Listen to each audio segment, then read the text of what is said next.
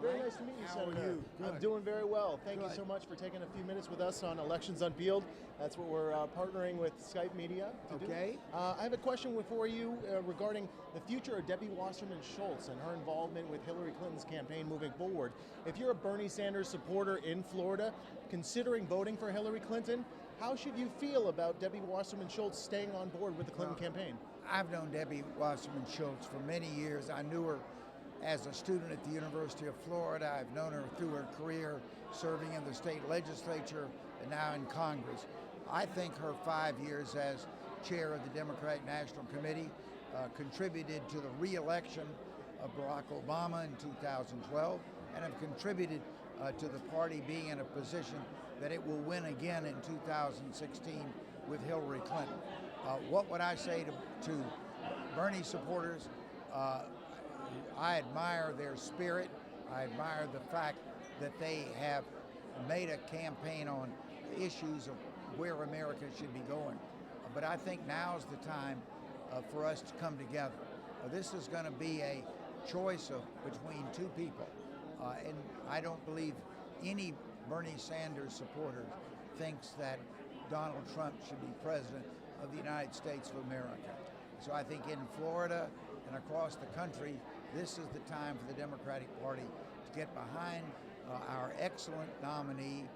Let's elect her and let's bring a new breath of government that works for the average American and protects us overseas, which is the kind of government that I think Hillary Clinton will bring us as our next president.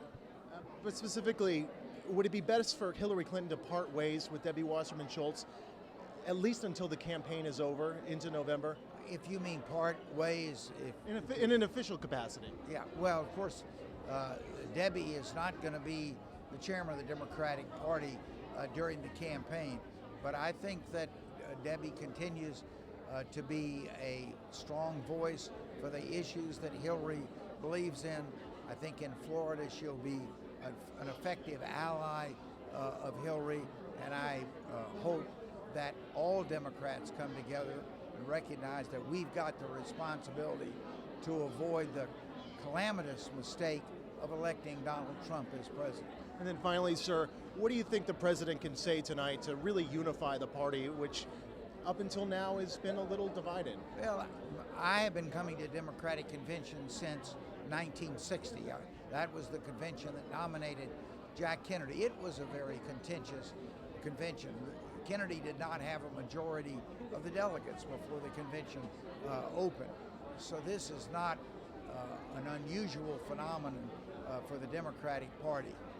I believe that what the president should say is we're now at a point where we are going to be making a decision between two candidates, one who is probably one of the most prepared to be president in the history of the country, the other, without question, the least prepared to ever be president.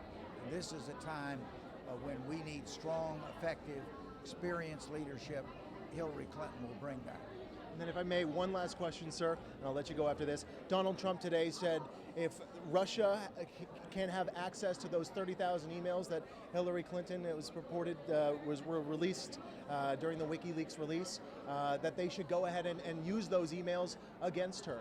How do you feel about him saying that? And does that make him unfit to be president? Well, as I interpreted what he said was that he would encourage Russians to use their ability to hack in to U.S. emails to focus on the 30,000 emails from Mrs. Clinton. First, that's asking people to commit a felony. Two, it's asking a country with which we have very tenuous relations to engage in espionage. And third, I think it disqualifies Donald Trump to be president of the United States. Anyone who would be so anti-American and pro-Russian as to make that statement, if that's what his heart tells him is the appropriate policy, to me that is disqualified. Senator Bob Graham of Florida, thank you so much for taking some time on Elections Unpeeled. Thank Appreciate you. it. Thank you, sir. Great. Thank you.